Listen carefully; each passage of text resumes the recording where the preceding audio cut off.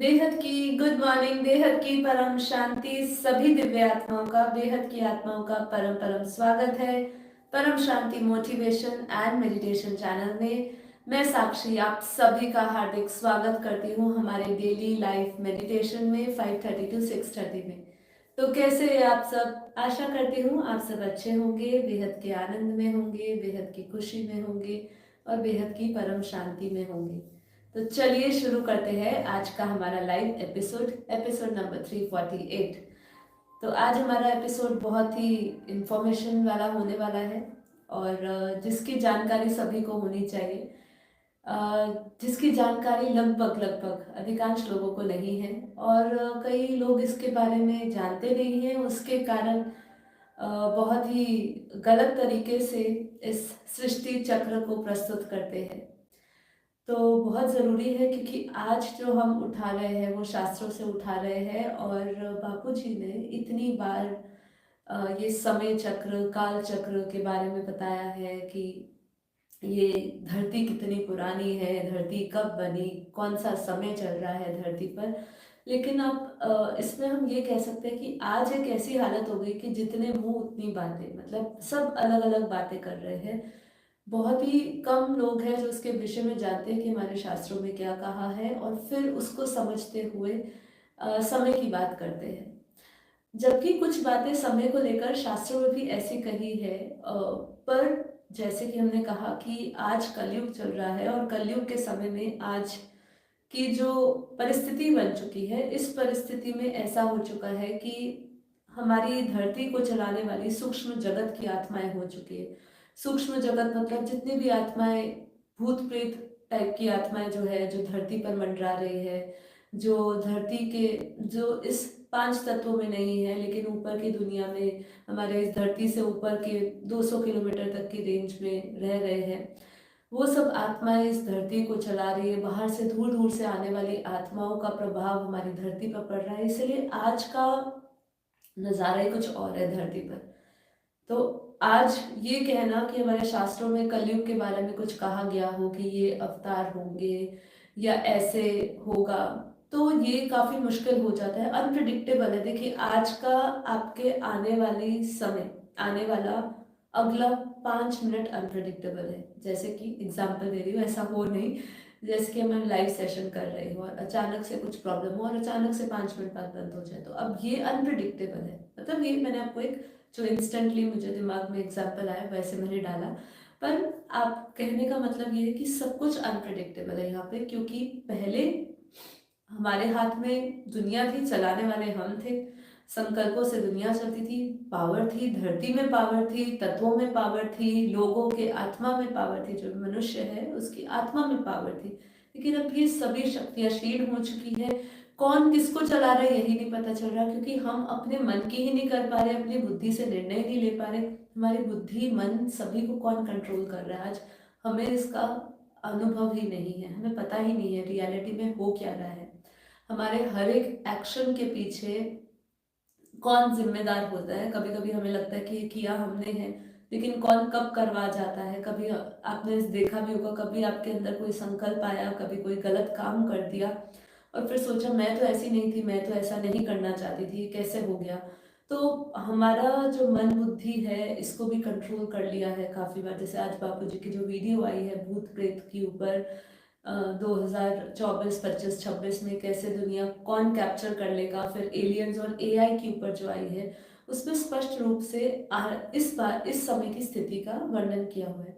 लेकिन हमें अपने जो शास्त्र कहते हैं या जो बापू जी हमें आदि मध्य और अंत का ज्ञान जो समझा रहे हैं, इसको हम इग्नोर नहीं कर सकते।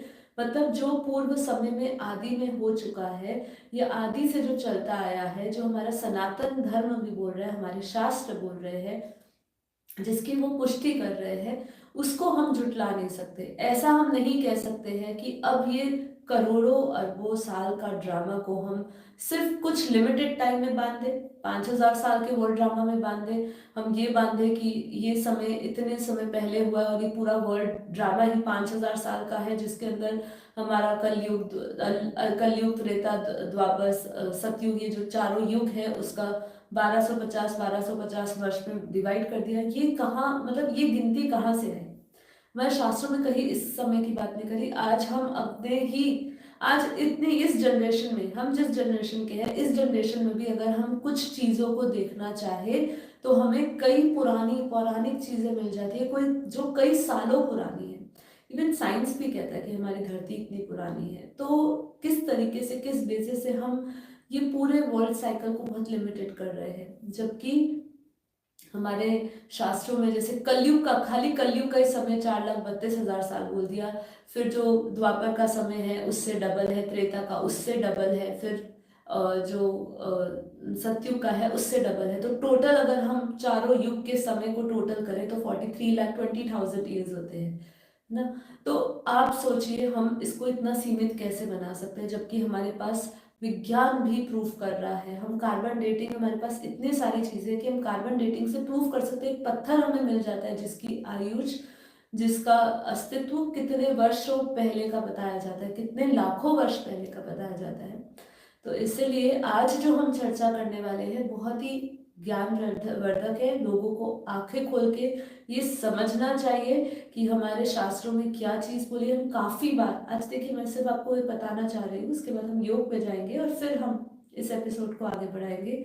कि हम काफ़ी बार बोलते हैं ना कि ये त्योहार कृष्ण पक्ष में पड़ रहा है, शुक्ल पक्ष में पड़ रहा है। अब ये कृष्ण पक्ष क्या है, शुक्ल पक्ष क्या है, फिर हम अयन की बात करते हैं, दक्षिणायन की बात करते हैं, है ना, उत्तरायण की बात करते हैं कि ये समय में विभाजित किया गया है। फिर इसके अंदर भी हम काल को समझेंगे, पराध क्या है, काल क्या है, प्रलय क्या है, महाकाल प्रलय क्या है, मनवंतर क्या है।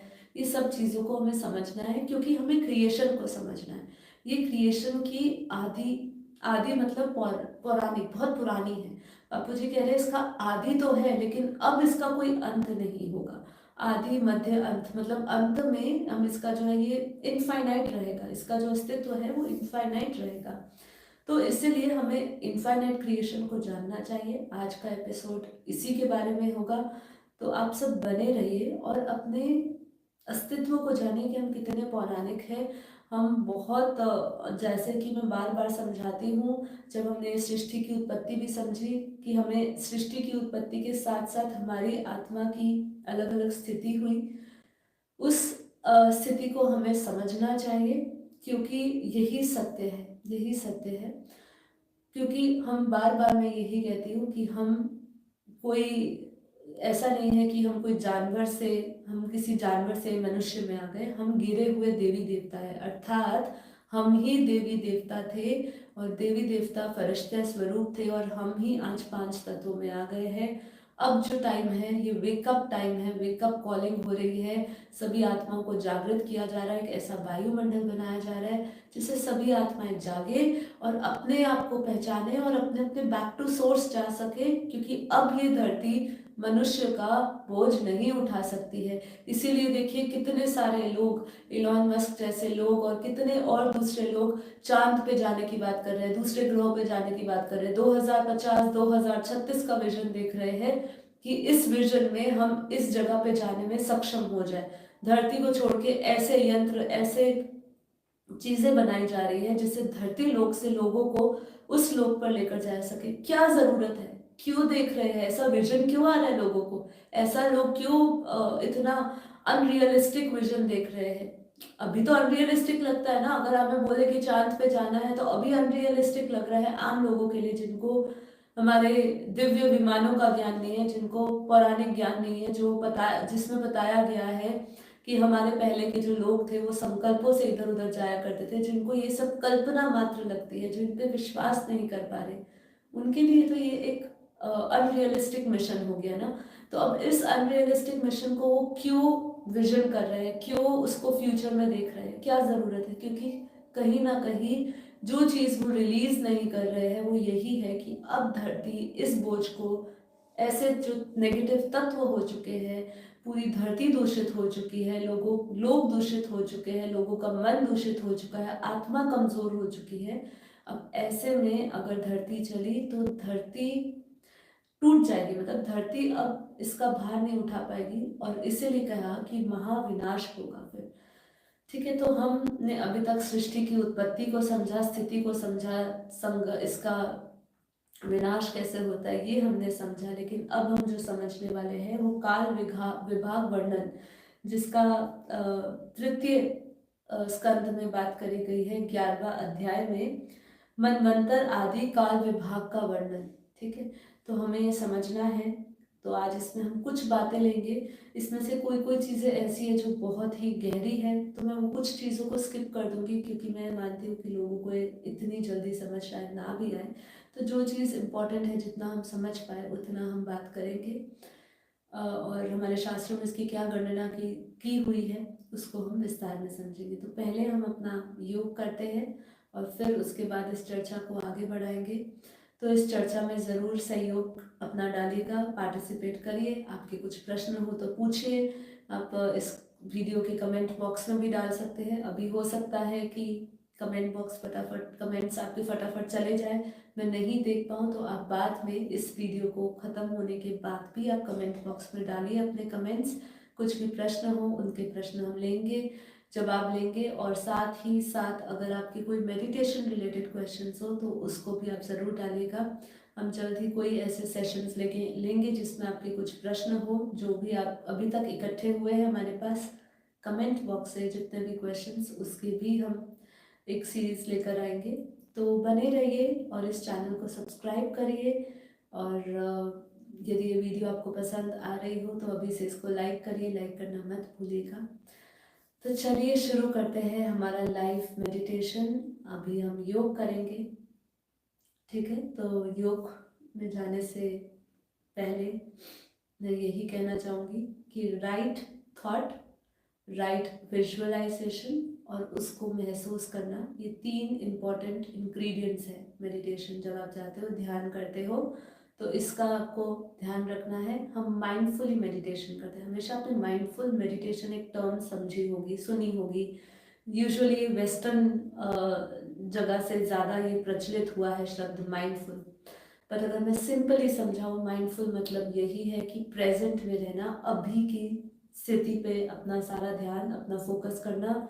और हम भी जब ध्यान में जाते हैं तो इसी का अभ्यास करते हैं कि हम अपनी सारी पुरानी स्मृतियों को, जो हमारे अंदर घर करी हुई है, जो हमारे कारण शरीर में पड़ी हुई है, या कोई ऐसे विचार जो हमें पुराने हो चुके हैं, वो समय बीत चुका है, लेकिन आज भी हम इस समय में उससे दुख या दर्द की अनुभूति कर रहे हैं। जैसे ही वो हमारी स्मृति में आती है वो बात, हम दर्द से भर जाते हैं, है ना। बहुत सबके जीवन में ऐसी बात होगी। और वो बार बार, सबसे बड़ी दिक्कत ये है कि वो बार बार बातों को दोहराते भी हैं कि हमारे साथ ये हुआ, हमारे साथ उसने ये किया, या दूसरों को बताते हैं या खुद अपने आप ही हम रिपीट करते हैं। पर ऐसा करने से हम उसी एनर्जी में बंधे रहते हैं। तो अपने आप को फ्री करिए, अपनी एनर्जी को फ्लो होने दीजिए। जितने भी नेगेटिव चीज़ें उनको रिलीज कर दीजिए, उनका स्टैंड मत लीजिए, अपने अंदर उसको दबाए मत रखिए, फ्लो होने दीजिए। सारे दुख दर्द को निकाल निकाल दीजिए। ज्ञान से समझिए कि ये सब कुछ हमारे साथ जो हुआ है ये हमारे कर्म है। और हर एक परिस्थिति को जब हम फेस कर रहे हैं तो हम अपना कार्मिक अकाउंट्स को क्लियर कर रहे हैं। और जैसे कि मैंने 2024 शुरू हुआ था तभी मैंने कहा था कि इस साल में अपना एक रेजोल्यूशन बनाए, एक अपना विजन बनाए कि मैं अपने सारे कार्मिक अकाउंट्स को अब रिलीज कर रही हूँ। मुझे कोई कर्मों का बोझ नहीं इकट्ठा करना है। ठीक है, तो इसीलिए ये करना ज़रूरी है यदि हम परमात्मा की तरफ जाना चाहते हैं, उसकी स्मृति, उसकी ध्यान अपने अंदर लाना चाहते हैं। क्योंकि नहीं तो पुरानी बातें हमें, हमारा ध्यान भटकाएगी और हमें एकाग्रचित होकर परमात्मा में चिंतन नहीं करने देगी। तो बस इसी को फॉलो करिए। तो आंखें बंद कर लीजिए और जैसे जैसे मैं कहूँ उसको ट्राई करते जाइए। और जो फर्स्ट टाइम भी कर रहे हो मेडिटेशन, ये ओवरनाइट प्रोसेस नहीं है कि आज आपने मेरे साथ कर लिया और आपको अच्छा हो गया। आपको उसमें भी फ्लॉज, कमियां दिखेगी, अपने अंदर कमियां दिखेगी। पर इसको करते जाओ, प्रैक्टिस करते जाएंगे तो एक दिन आपको उस परफेक्शन का अनुभव होगा अपने भीतर। ठीक है, practice makes the man perfect, but आप भीतर से परफेक्ट अर्थात संपूर्ण और संपन्न महसूस करेंगे। ओके, आंखें बंद करके रिलैक्स हो जाइए।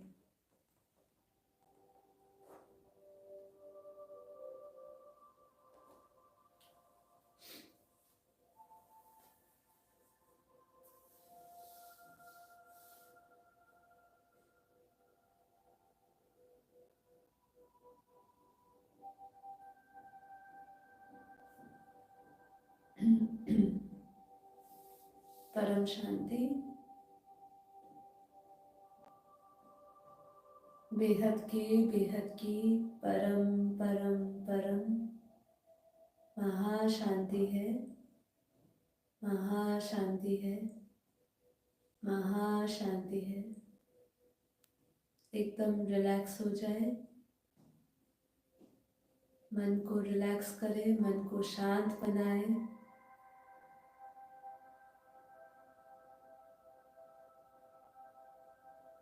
गहरी लंबी श्वासें भरें।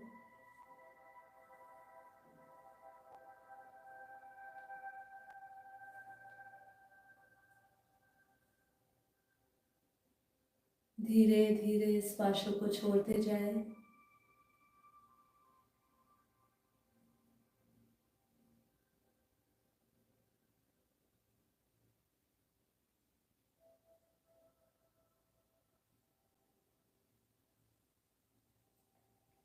अपना सारा ध्यान आसपास से हटा के, चारों तरफ से हटा के अपने भीतर श्वासों में लेकर आए।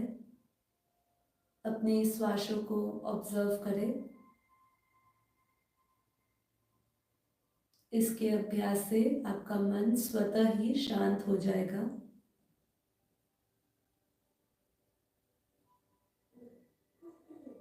जिनका ध्यान एकाग्र नहीं होता है, बहुत सारे विचार चलते हैं, तो वो शुरुआत में इसी का अभ्यास करें।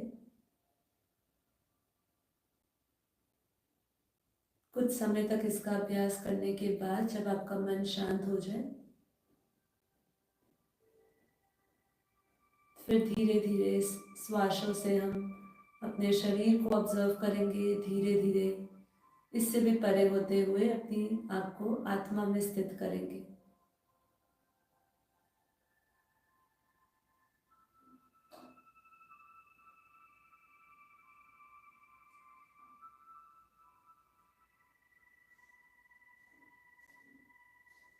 तो गहरी लंबी श्वासें भरें। धीरे धीरे श्वासों को छोड़ते जाएं। इनहेल,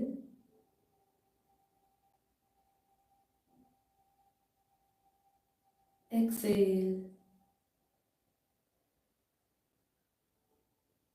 इनहेल,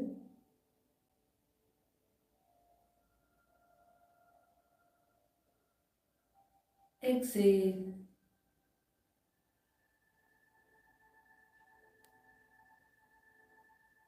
इनहेल,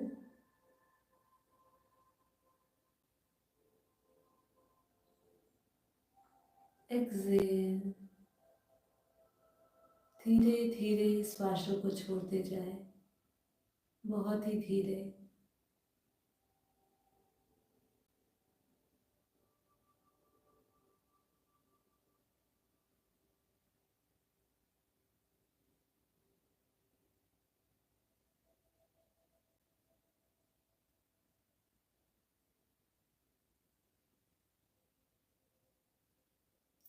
एक बार आखिरी बार करते हुए बहुत ही ध्यान पूर्वक करिए।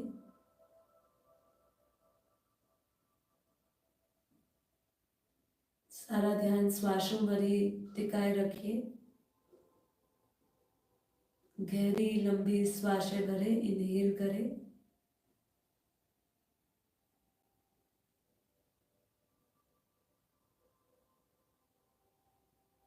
धीरे धीरे, बहुत ही धीरे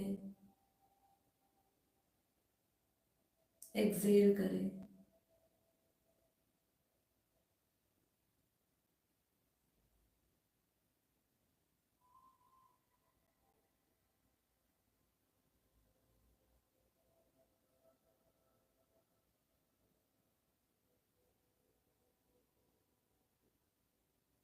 अब ऑब्जर्व करें कि आपके विचारों की गति धीमी हो चुकी है।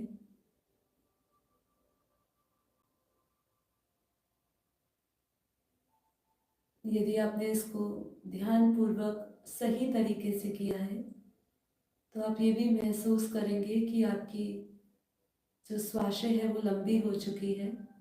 आप ऑक्सीजन से भर चुके हैं। जैसे कि आपको बहुत ही तेज श्वासें भरने की ज़रूरत नहीं है। श्वासें काफ़ी लंबी हो चुकी है। मन एकदम शांत हो चुका है। बुद्धि में भी संकल्प विकल्पों की गति धीमी हो गई है।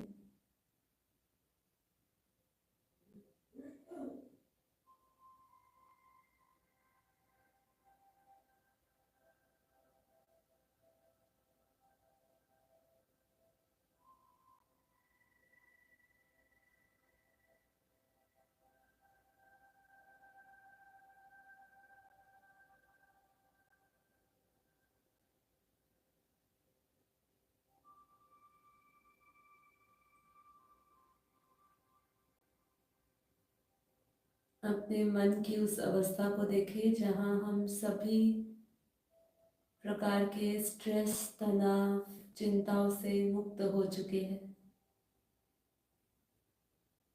मन बेहद परम शांत अवस्था में प्रवेश कर चुका है।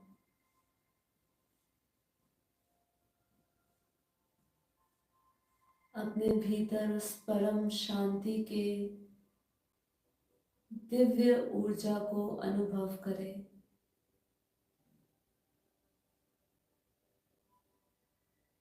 मन में जो भाव उठ रहे हैं उन भावों के साथ जुड़े हुए जो एनर्जी है उसको महसूस करें, जो बेहद परम शांत है।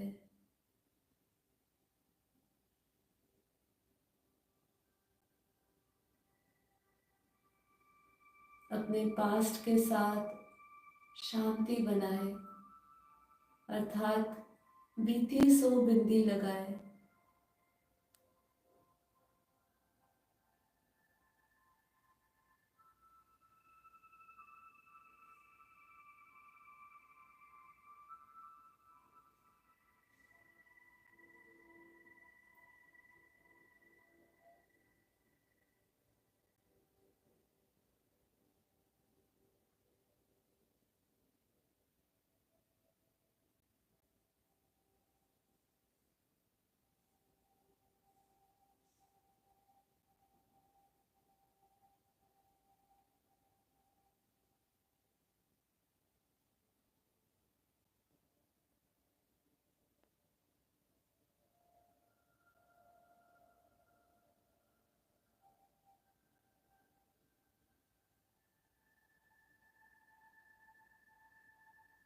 धीरे धीरे अपना सारा ध्यान अब अपने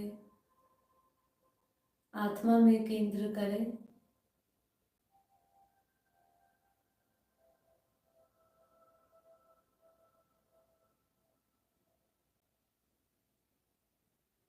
अपने ध्यान को भ्रुकुटी के मध्य में लेकर आए। ध्यान रहे आंखों को एकदम रिलैक्स रखिए। आंखों पर किसी भी प्रकार का दबाव ना डालें। अपना जब हम सारा अटेंशन, सारा फोकस भ्रुकुटी के मध्य में दोनों भौरे के बीच में जब हम लाते हैं तो हम अपनी आंखों को ऊपर की ओर चढ़ाते हैं। ऐसा गलती ना करें। आंखों को एकदम रिलैक्स रखें, नहीं तो आपको इसका इफेक्ट ऐसा आ सकता है कि आपको सिर भारी भारी लग सकता है।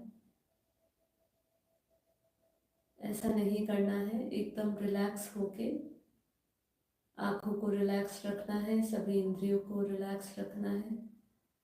मन शांत हो चुका है, बुद्धि एकदम स्थिर। और अब अपना सारा ध्यान अपने प्रकृति के मध्य में, भौरों के बीच में जहाँ हम तिलक करते हैं,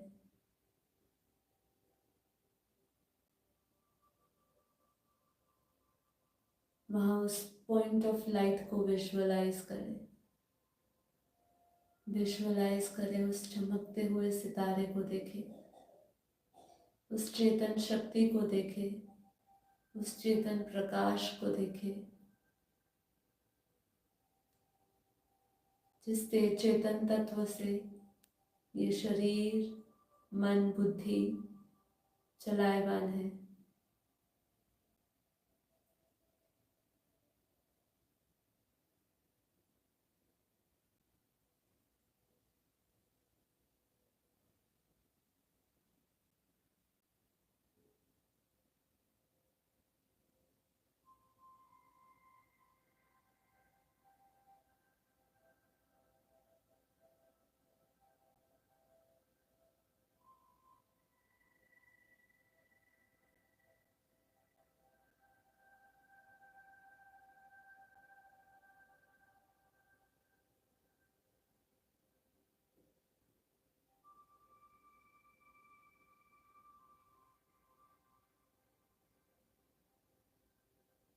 निश्चय करें, संकल्प करें कि मैं ये शरीर नहीं, मन नहीं, बुद्धि नहीं, चित्त नहीं, अहंकार नहीं, मैं शुद्ध चेतन परम आत्मा हूँ। मैं दिव्य आत्मा हूँ। मैं बेहद की आत्मा हूँ। मैं परम परम परम आत्मा हूँ। मुझ आत्मा का निज स्वभाव परम प्रकाश है, परम शांति है, परम पवित्रता है। अपने उस परम पवित्र परम प्रकाश स्वरूप को विजुअलाइज करें। आत्मा से निकलती हुई प्योर वाइट लाइट, दूध जैसा सफेद परम प्रकाश, जिसकी ऊर्जा, जिसके वाइब्रेशंस पूरे शरीर में प्रकट हो रहे हैं।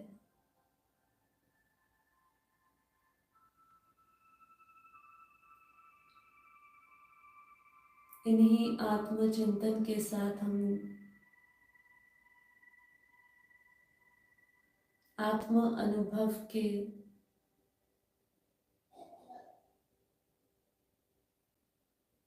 अनुभव में प्रवेश कर रहे हैं। महसूस करते जाएं, दृढ़ता से संकल्प करें और महसूस करें कि ये जगत मिथ्या है, ब्रह्म ही सत्य है। तो इस जगत से जुड़ी हुई हर एक वस्तु, हर एक पदार्थ, हर एक संबंध झूठा है, माया है, नाशवान है।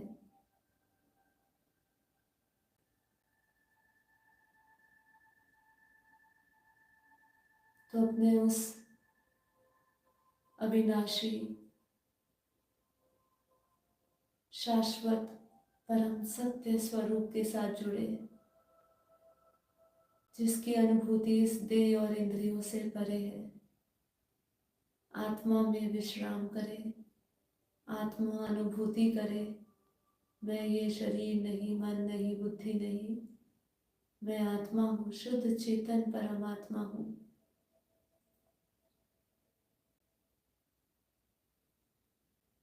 मैं ही ब्रह्म स्वरूप हूँ। मैं ही शिव समान हूँ। अपने उस सूक्ष्म स्वरूप को देखें, सत्यचित आनंद स्वरूप को देखें।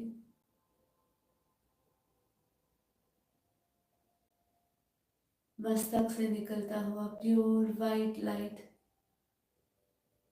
पूरे शरीर को प्रकाशित कर रहे हैं।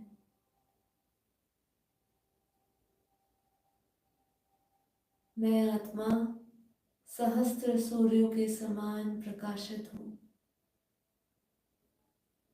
अपने उस प्रकाशमय ज्योतिर्मय स्वरूप को विजुअलाइज करें। अपने रोम रोम को, हर एक अणु को, हर एक इंद्रियों को आत्मा के परम प्रकाश से भरा हुआ देखें। परम शांति के दिव्य किरणों से भरा हुआ देखें।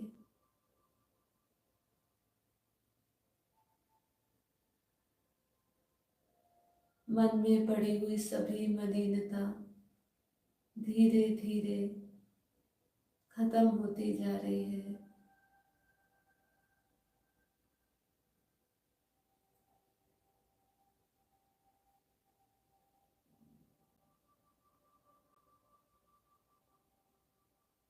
स्वयं को परम शुद्ध देखें।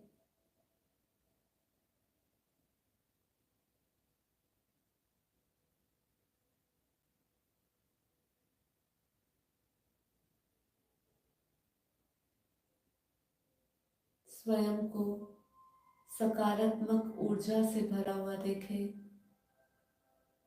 परम शांति से भरा हुआ देखें, परम प्रकाश से भरा हुआ देखें। फील करते जाए अपने अंदर की लाइट को, प्योर वाइट लाइट को। मैं आत्मा अनंत शक्तियों से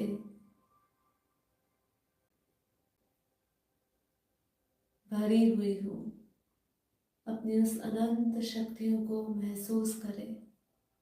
अनंत ब्रह्मांडों को बनाने और बनाने की अनंत शक्तियाँ हैं। अपने उस अनंत सूक्ष्म आदि अनादि स्वरूप को अनुभव में लाए। जितना आत्मा का अनुभव गहरा होता जा रहा है, ये देह के सभी ख्याल मिटते जा रहे हैं, वासनाएं मिटती जा रही है। चित्त में पड़ी हुई बुरी वृत्तियां, बुरे संस्कार मिटते जा रहे हैं। आत्मा का प्रकाश बढ़ता जा रहा है।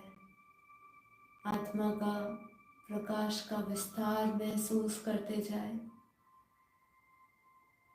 जो अब इस केवल शरीर के भीतर तक सीमित नहीं है। अपने शरीर के चारों ओर प्योर वाइट लाइट आत्मा की शक्ति को इस शरीर के बाहर अपने ऑरा के रूप में देखें। फील करें अपने आसपास एक डिवाइन पावरफुल एनर्जी को। महसूस करें अपने आसपास एक बेहद पॉजिटिव शक्ति को। और ये शक्ति का स्रोत कोई बाहर से नहीं है, आपके भीतर ही है। इस गहरे आत्म चिंतन से, आत्म साक्षात्कार से हमारे भीतर, हमारे चारों ओर एक ऐसी दिव्य चुंबकीय शक्ति पैदा हो गई है। उस चुंबक शक्ति को महसूस करें। इतना पावरफुल मैग्नेटिक फोर्स, दिव्य ऊर्जा से भरा हुआ हमारा ऑरा। फील करें अपने आसपास जैसे कि हम प्योर वाइट लाइट के घेरे में बंधे हुए हैं। चारों ओर प्योर वाइट लाइट है।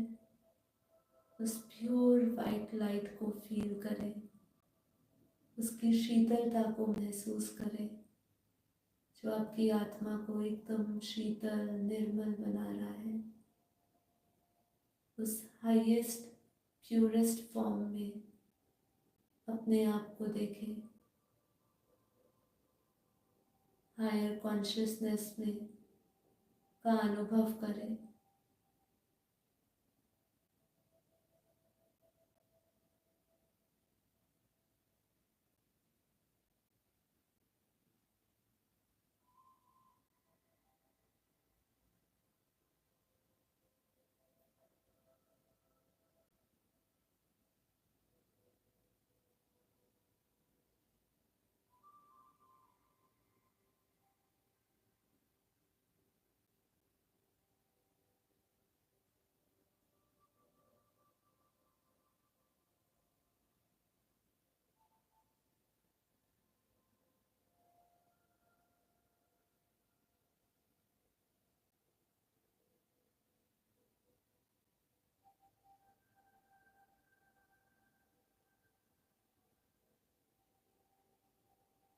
बार बार आत्मचिंतन करें, अपनी बुद्धि को इधर उधर भटकने ना दे, मन को इधर उधर भटकने ना दे।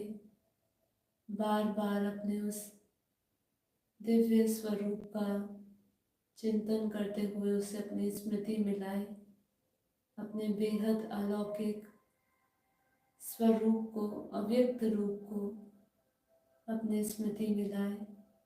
बार बार अपने भीतर उस अनंत शक्तियों को जागृत होता हुआ देखें, जैसे कि सब कुछ भीतर ही समाया हुआ है।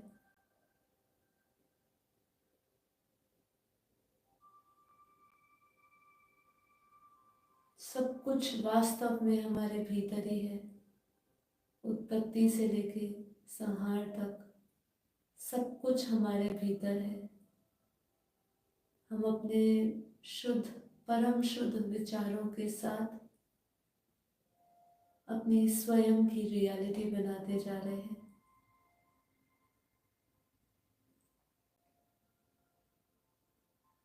विजुअलाइज करें कि हमारे शरीर के आसपास इतना स्ट्रॉन्ग, पावरफुल आभा मंडल बन चुका है कि बाहर से आती हुई कोई भी विचार, कोई भी परिस्थिति हमारी आज की इस अवस्था को बिगाड़ नहीं सकती। बाहर से आता हुआ हर एक नकारात्मक सोच, संकल्प, विचार हमारे इस पावरफुल आभा मंडल से टकरा के वापस जा रहा है, अपने चारों ओर दिव्य परम प्रकाश का एक कवच को बना ले, जो हमारा सुरक्षा कवच है, हमेशा हमें बचा रहा है। अपने आप को पावरफुल देखें।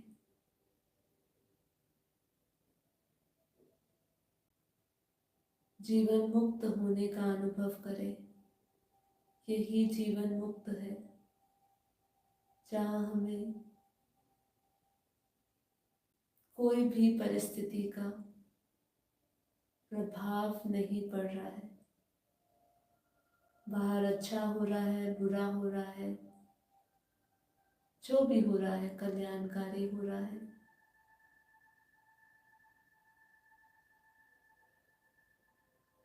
मेरा बाहर की दुनिया से कोई संबंध, संपर्क नहीं है। बस भीतर उतरते जाए और भीतर की यात्रा पे चल पड़े। ये हमारी आंतरिक यात्रा है, जो इस देह, इंद्रियां, मन, बुद्धि के अनुभवों से परे है।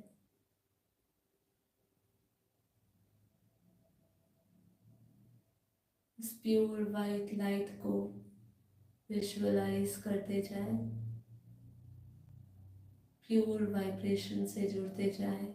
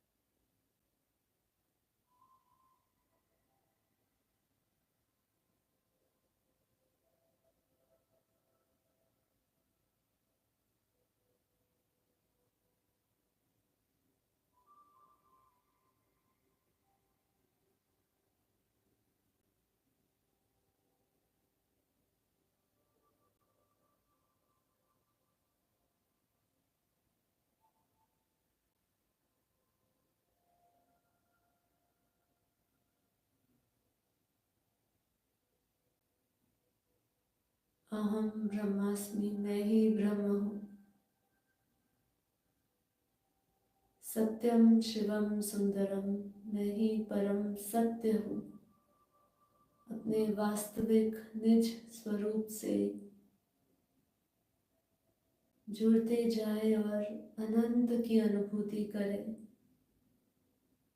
असीमितता की अनुभूति करें, लिमिटलेस होने की अनुभूति करें।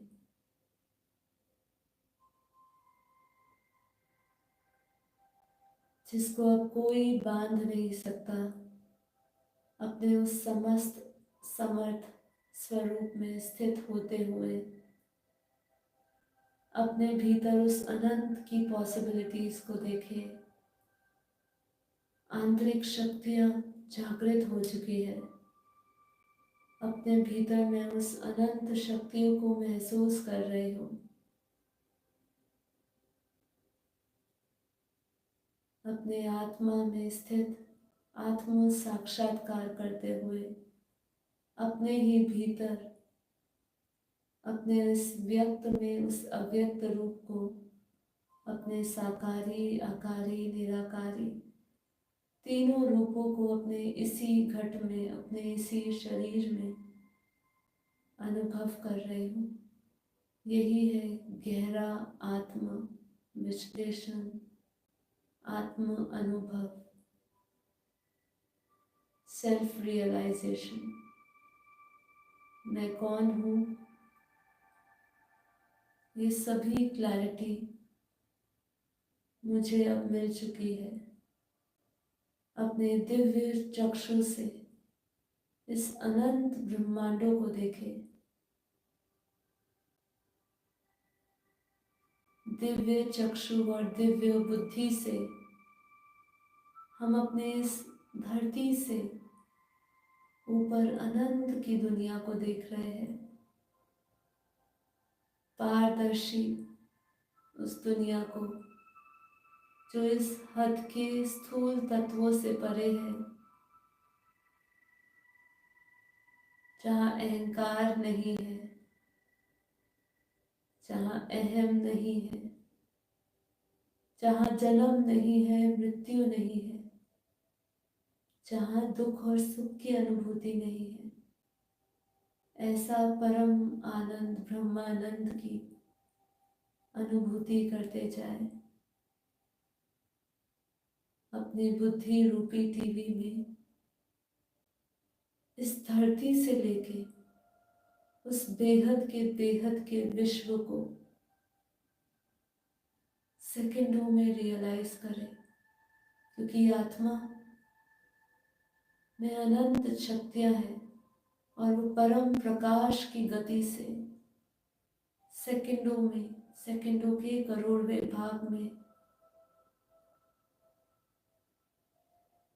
चाहे तो पूरी दुनिया के इस धरती से उस बेहद की कला के परम धाम तक की दुनिया का साक्षात्कार कर सकती है। तो देखिए, क्योंकि हमारे अब कारण शरीर जागृत हो चुका है और कारण महाकारण शरीर में पड़ी हुई जो बेहद की स्मृति है, जो उत्पत्ति के समय से जो हमारी स्थिति है, वो स्थिति को हम अनुभव कर सकते हैं।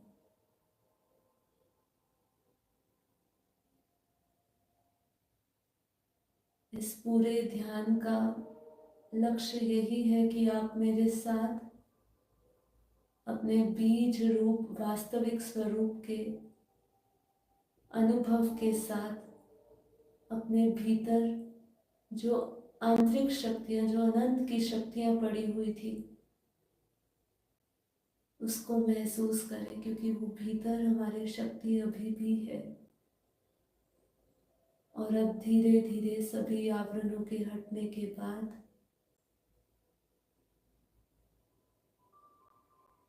वो शक्ति प्रबल हो चुकी है। तो उस दुनिया को देखिए जहाँ परम प्रकाश है, दूध जैसा सफेद परम प्रकाश का महासागर है।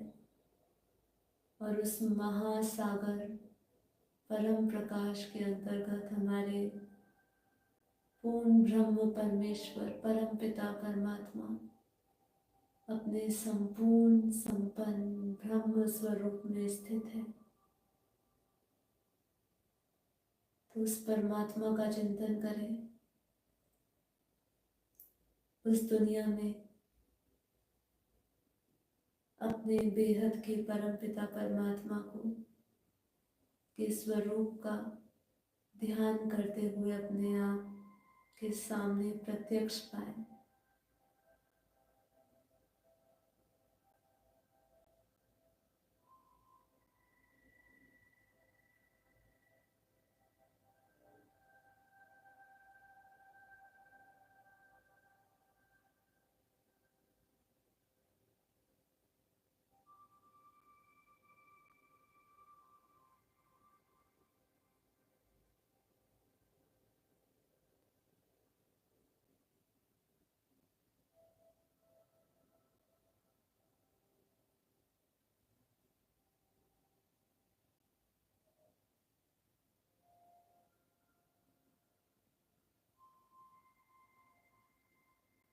मैं बेहद की आत्मा अपने बेहद के परम पिता परमात्मा बेहद के दादाजी के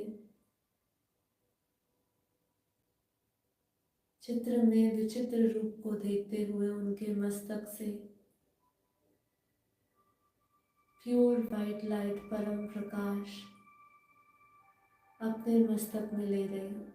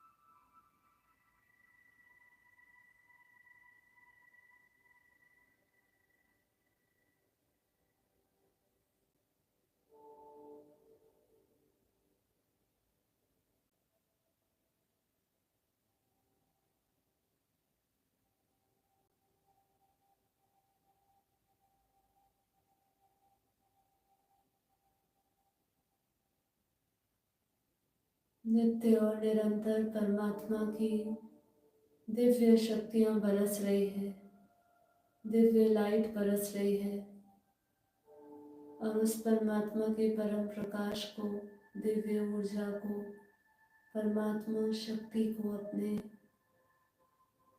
आज्ञा चक्र में महसूस करें। उस पावर को, उस कंपन को।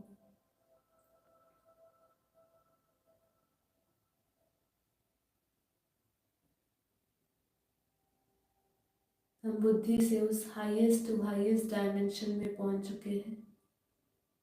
आत्मा का स्तर हाईएस्ट तक पहुंच चुका है और अब अपने भीतर परमात्मा पावर को फील करते जाए। हर एक कण कण में, हर एक शरीर के सेल में, इंद्रियों में,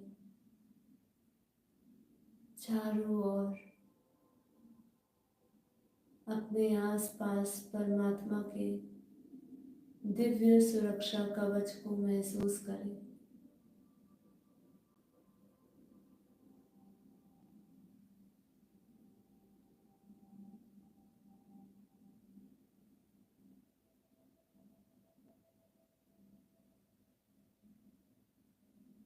मैं अपनी वाणी को विराम देती हूँ। अब उस आनंद का अनुभव करें जो हम सभी बेहद की आत्मा महसूस कर रही है अपने आत्मा के पिता परमात्मा से, बेहद के पिता से योग करके जो हम पावर को महसूस कर रहे हैं, जो अवर्णीय है, जिसकी केवल अनुभूति और कल्पना की जा सकती है।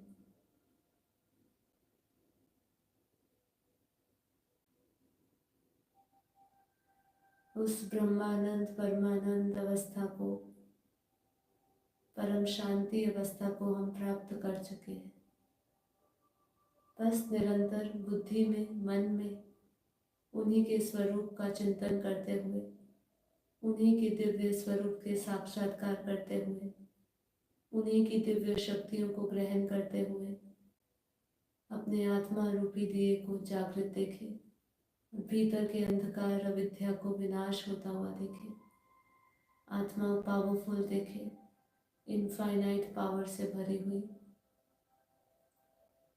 अनंत रोशनी, अनंत प्रकाश से भरी हुई, अपने भीतर उस परमात्मा के तेज को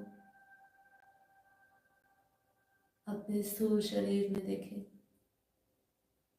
रोग शोक से मुक्त देखें, सभी बाधाओं से मुक्त देखें, आसक्तियों से, आकर्षणों से मुक्त देखें, पावरफुल महसूस करें। परम शांति, परम शांति, बेहद के परम परम परम महाशांति है, महाशांति है, महाशांति है।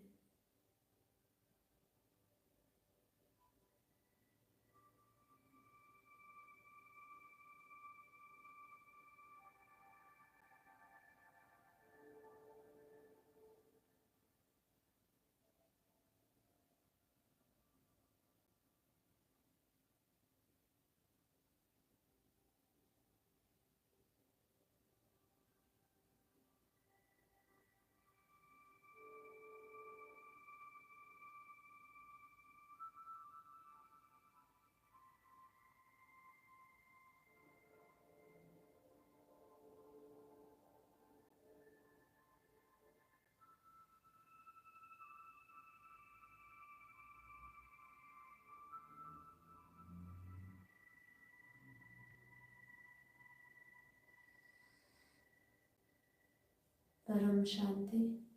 आप सभी दिव्य आत्माओं का कोटि कोटि धन्यवाद। इस योग के प्रयोग को बार बार करें, आत्मा की उस गहरी अवस्था को प्राप्त हो, परम शांति का अनुभव करें, परम आनंद का अनुभव करें।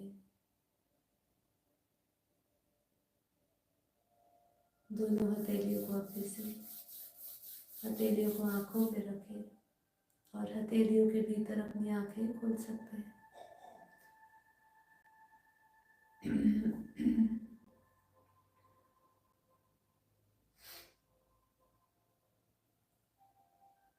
तो चलिए अपनी चर्चा को अब आगे बढ़ाते हैं। तो जो मुझे इस एपिसोड में देर से ज्वाइन कर रहे हैं, तो मैं रिक्वेस्ट करूँगी कि वो सभी आत्माएं इस एपिसोड के शुरू के 10 से 15 मिनट को देखें और फिर हमारे योग को करें और फिर आगे की चर्चा सुने। ठीक है, तो अभी हम बात कर रहे हैं काल विभाग वर्णन, जो हमारे तृतीय स्कंद में 11वें अध्याय में किया गया है। भागवत महापुराण चला रहे हैं हम, तो उसमें कैसे समझाया है वो मैं बताने वाली हूँ। और साथ ही साथ मैं सभी को बताना चाहूँगी कि हमारी एक बुक है, ठीक है, हमारी जो बुक है, एक ये बुक आपको मिलेगी, मैं दिखा रही हूँ, अनंत कोटि ब्रह्मांडों का महाकाल प्रलय। तो ये जो बुक है, इस बुक को सबको ज़रूर एक बार तो पढ़ना ही चाहिए। हमारे पास समय नहीं होता है कि हम शास्त्र उठाए और इसको समझें, तो उसका अनंत ब्रह्मांडों का जो डिस्क्रिप्शन दिया गया है, जो वर्णन किया गया है हमारे शास्त्रों में, समय गति क्या है, समय क्या है, काल क्या है, चक्र क्या है, काल चक्र क्या है, निष्काम काम करना क्या है।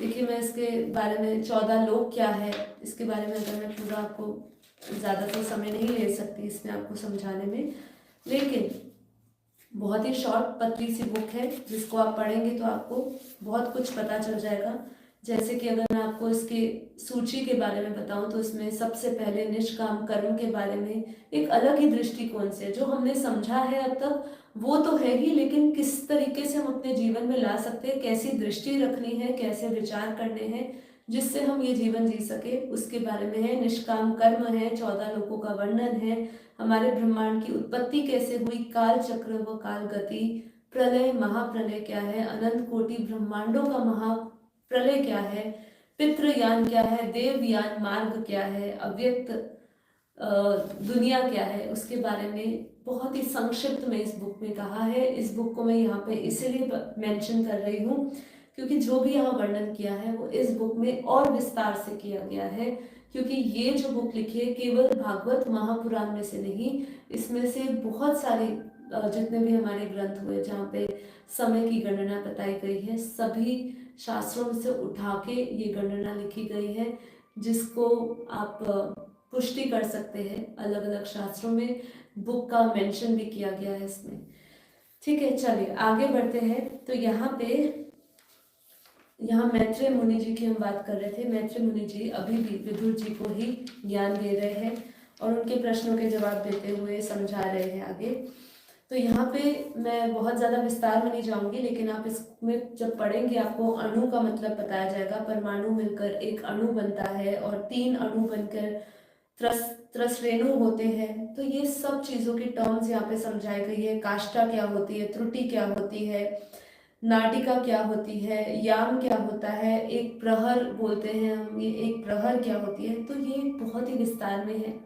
मैं उतनी ही बात आज यहाँ करूँगी जितना हमें समझ में आए, जो हमारे लिए ज़रूरी भी हो जाए। ऐसा नहीं है कि बाकी चीज़ें ज़रूरी नहीं है, बाकी सब चीज़ों का भी ज्ञान होना चाहिए। तो जैसे कि मैंने आपको कहा था कि हम अक्सर बात करते हैं शुक्ल पक्ष की और कृष्ण पक्ष की। हम जब भी किसी त्योहार की बात होती है कि आज ये त्योहार इस शुक्ल पक्ष में पड़ रहा है, इस दिन को पड़ रहा है, इस तिथि को पड़ रहा है। तो देखिए जैसे ये एक इसमें पूरी एक प्रोसेस है जिसको हम समझना पड़ेगा कि इसमें सूर्य चंद्रमा की जो पोजीशंस है उसके ऊपर बेस्ड होता है। लेकिन ये हर महीने की 15 दिन रात जो होते हैं उसके अंदर ये शुक्ल पक्ष और कृष्ण पक्ष होता है। तो यहाँ पे समझाया है कि चार पहर के मनुष्य के दिन रात होते हैं, दिन और रात होते हैं। चार पहर के मनुष्य के दिन और रात होते हैं और 15 दिन रात का एक पक्ष होता है। 15 दिन और रात का एक पक्ष होता है, जिसे शुक्ल पक्ष और कृष्ण भेद से 2 प्रकार से माना गया है। ठीक है, इन दोनों पक्षों को मिलाकर एक मास बनता है। ठीक है, तो 15 दिन का शुक्ल पक्ष होता है और 15 दिन का कृष्ण पक्ष होता है। 15 दिन रात का जो समय होता है उसको पक्ष बोला गया है और इसको 2 में विभाजन किया गया है, कृष्ण और शुक्ल। अब इन दोनों पक्षों को मिलाकर एक महीना, एक मास होता है, जो पितरों का एक दिन रात होता है। ठीक है, जो पितरों का एक दिन रात होता है, तो मतलब समझे यहाँ पे इधर धरती पर जो हमारा पूरा एक महीना होता है वहां पितरों का क्या होता है, एक दिन रात बनता है। 2 मास की एक ऋतु होती है। ठीक है, और 6 मास का एक अयन होता है। तो जो 6 मास, 6 महीने की बात करते हैं तो 6 महीने का एक अयन होता है। और अयन मतलब अयन को 2 विभागों में बांटा गया है, दक्षिणायन और उत्तरायण।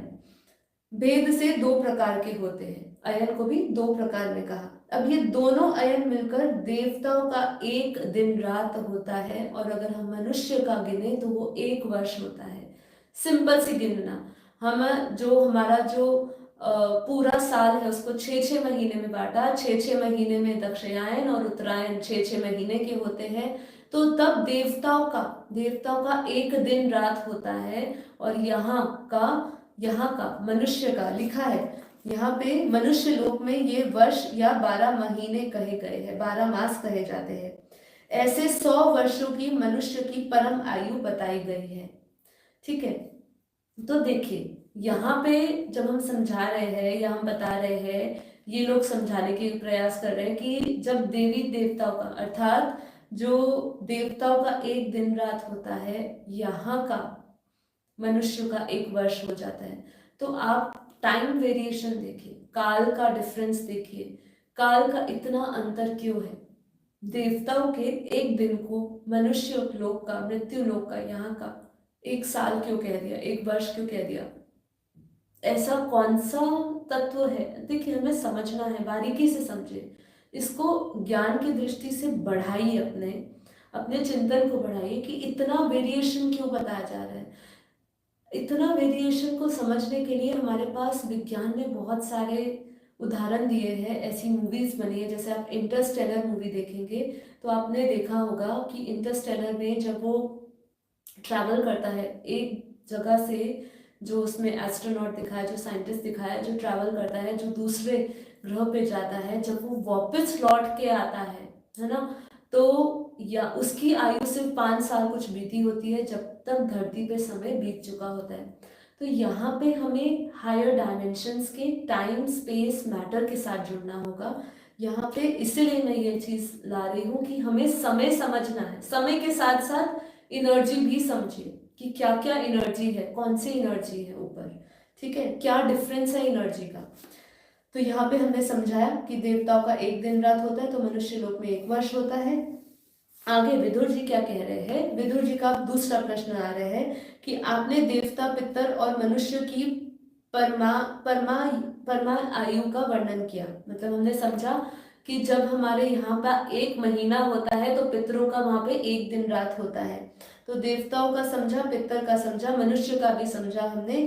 तो अब जो सनक आदि ज्ञानी मुनि जन है, अब वो क्या कह रहे हैं, अब जो सनक आदि ज्ञानी मुनिजन है, त्रिलोकी से बाहर कल्प से भी अधिक काल तक रहने वाले हैं। इंपॉर्टेंट लाइन, हाँ समझे क्या कह रहे हैं। जो सनकादि ऋषि जैसे जो मुनि है, जो पावरफुल आत्माएं हैं, वो त्रिलोकी से बाहर, त्रिलोकी मतलब हमारा, जैसे हमने कहा था उत्पत्ति के समय हमने समझा था भू भूर्व स्वः, मतलब भूलोक, भूवर्लोक, स्वर्गलोक, ये त्रिलोकी से बाहर कल्प से भी अधिक काल तक रहने वाले हैं।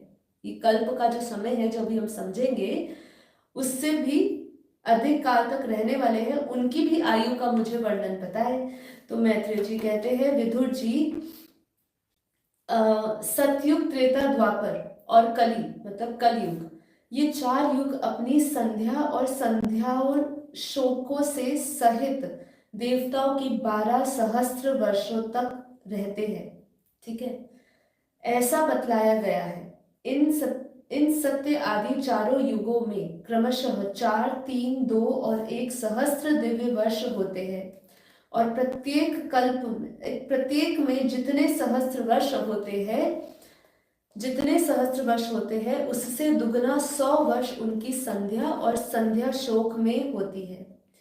युग की आदि में संध्या होती है और युग के अंत में संध्यांश होती है। इनका वर्ष गणना सैकड़ों की संख्या में बतलाया गया है।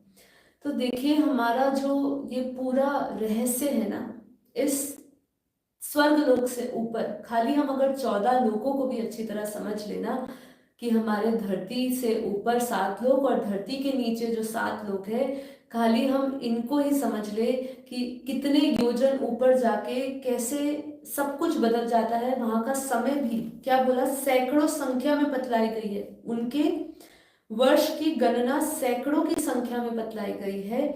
इनके बीच का जो काल होता है उसी को, किसके बीच का काल, संध्या का और संध्यांश का, इनके बीच का जो काल होता है उसी को काल वेताओं ने युग कहा गया है। तो युग क्या है उसकी उन्होंने ये वर्णन किया है। प्रत्येक युग में एक एक विशेष धर्म का विधान पाया जाता है। ठीक है, हमारा समय पूर्ण हो चुका है, लेकिन हम थोड़ा सा इसको खींचते हैं 5 मिनट और, फिर बाकी का शेष भाग ऐसा होगा तो हम नेक्स्ट एपिसोड में लेंगे। तो यहाँ सतयुग के मनुष्य में धर्म अपने चारों चरणों में रहता है। सतयुग में मनुष्य के धर्म अपने चारों चरणों में रहता है, फिर अन्य युगों में अधर्म की वृद्धि होने से उसका एक एक चरण क्षीण होता रहता है। प्यारे विदुर जी, त्रिलोकी से बाहर महरलोक से ब्रह्मलोक प्रयत्न यहाँ तक वहां तक 1 सहस्त्र चतुर्युग का एक दिन होता है। और इतनी ही बड़ी रात्रि होती है। ठीक है, तो यहाँ पे एक युग क्या बोला हमारे, जैसे देखिए यहाँ पे 4 युग को चतुर्युग कहा जाता है। थोड़ी थोड़ी टर्म्स को समझिए, जैसे हमने अभी दिन रात में पक्ष को समझा कि कृष्ण पक्ष क्या है, शुक्ल पक्ष क्या है, फिर हमने समझा कि अयन क्या होता है, दक्षयायन क्या होता है, ये सब समझा। ऐसे ही चतुर्युग को समझिए। ये एक चतुर्युग जब हम बोलते हैं तो उसमें 4 युग आते हैं, सतयुग, त्रेता, द्वापर, कलयुग। और इसका भी समय पूरी तरह दिया गया है जो मैंने स्टार्टिंग में आपको मेंशन किया है। ठीक है, तो ऐसे ही उन्होंने क्या समझाया है कि यहाँ पे जो महरलोक है, महरलोक से लेके ब्रह्मलोक प्रयत्न तक, वहां तक एक सहस्त्र मतलब 100 चतुर्युग का, सहस्त्र मतलब 100 चतुर्युग का एक दिन होता है और इतनी ही बड़ी रात होती है। अब उसको आगे कैसे समझा रहे, उसका क्रम जब तक ब्रह्मा जी का दिन रहता है तब तक चलता है, और उस एक कल्प में 14 मनु होते हैं। ठीक है, उस एक कल्प में 14 मनु होते हैं। देखिए हमारी इस बुक में ये एक चैप्टर नंबर 5 में हमने पूरा समझाया हुआ है यहाँ पे। ठीक है, मनवंतर प्रलय की जब बात करते हैं, कल्प प्रलय की बात करते हैं, ऐसे ही 14 मनु होते हैं।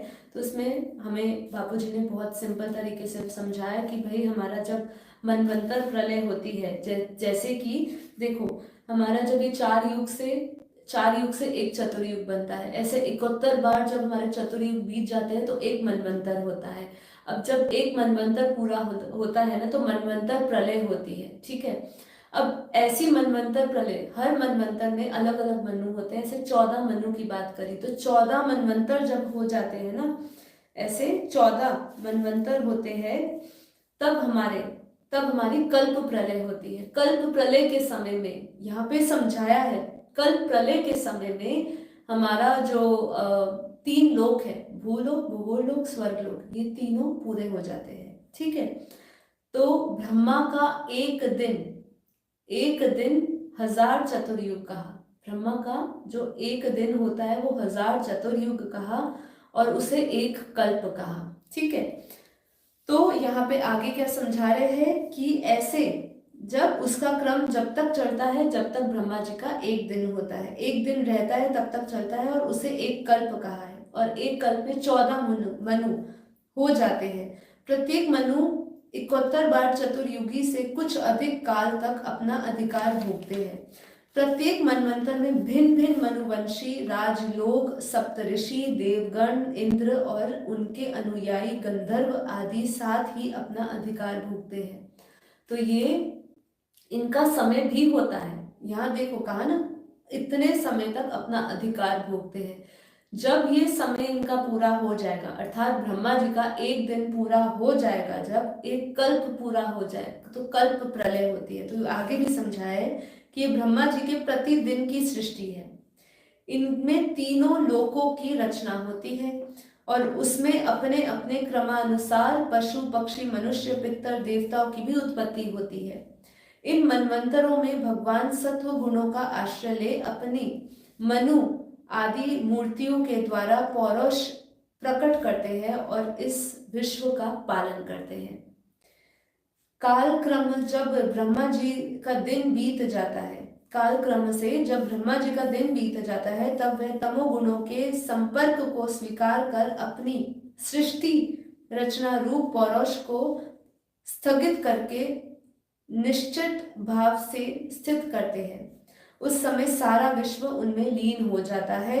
जब सूर्य चंद्रमा सहित सब प्रलय रात्रि में आते हैं, तब भू भुव स्व स्व तीनों लोक अर्थात भूलोक, भूलोक और स्वर्गलोक, तीनों लोग उन्हीं ब्रह्मा जी के शरीर में छिप जाते हैं। ठीक है, तो ये कल्प प्रलय की बात करी कि जब कल्प प्रलय होता है, अर्थात एक कल्प मतलब 1000 चतुर्युग, जब 1000 चतुर्युग बीत जाते हैं, ब्रह्मा जी का एक दिन पूरा हो जाता है। ठीक है, उसमें क्या होता है, ऐसे 14 मनु का आयुष पूरा हो जाता है। 14 मनु आते हैं, अलग अलग टाइम पे आते हैं, अलग अलग मनु आते हैं, अलग अलग इंद्र बनते हैं, अपना अपना अधिकार भोगते हैं, और फिर जब वो पूरा होता है तब कल्प प्रलय होती है। ठीक है, तो यहाँ पे तीनों लोग उन्हीं ब्रह्मा जी के शरीर में छिप जाते हैं।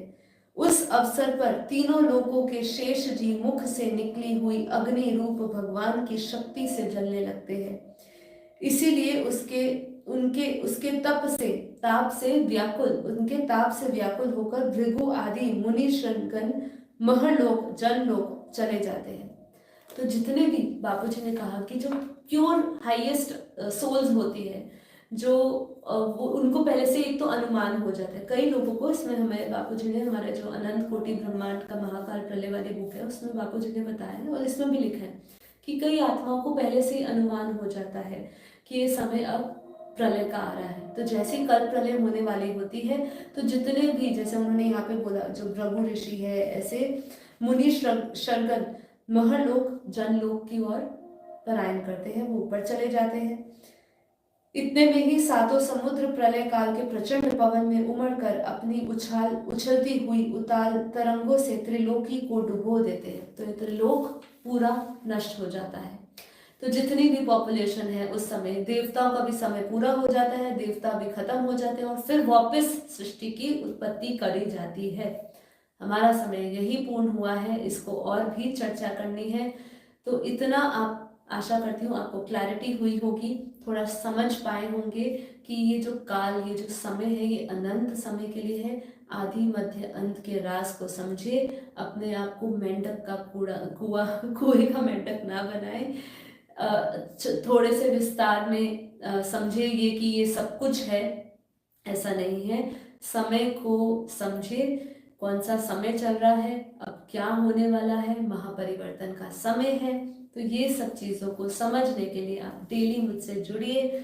इसको हम आगे पढ़ेंगे कि महाकाल प्रलय क्या होती है, प्रलय के समय क्या होता है, इसमें पूरा वर्णन किया गया है। तो हम सुनेंगे और समझेंगे कि ऐसे निरंतर प्रलय होती रहती है। नित्य प्रलय है, अर्ध प्रलय है, कल प्रलय है, महाकाल प्रलय है और महाकाल प्रलय भी होती है। ठीक है, तो इसको हम समझेंगे आने वाले कुछ एपिसोड में।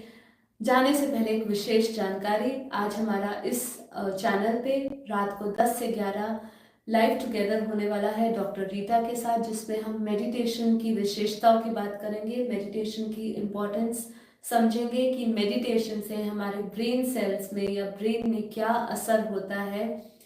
वो वीडियो को हम आपके सामने लाएंगे। उनकी रिसर्चेस है, रिसर्च के बेसिस पे प्रमाण के साथ आपको बताएंगे कि मेडिटेशन क्यों करना चाहिए, मेडिटेशन करने से हमारे पूरे बायो केमिकली हमारे अंदर क्या परिवर्तन आ सकता है और हमें क्या क्या उससे एडवांटेजेस मिल सकते हैं।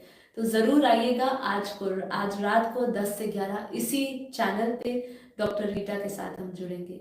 So thank you so much. आज के लिए इतना ही। सभी का दिन शुभ रहे, प्रकाश से भरा रहे, परम शांति से भरा रहे। यदि ये वीडियो पसंद आई हो, लाइक किए बिना नहीं जाएगा। इसको लाइक करिए, शेयर करिए और अपना वैल्यूएबल कमेंट भी नीचे डालिए। Thank you so much. परम शांति।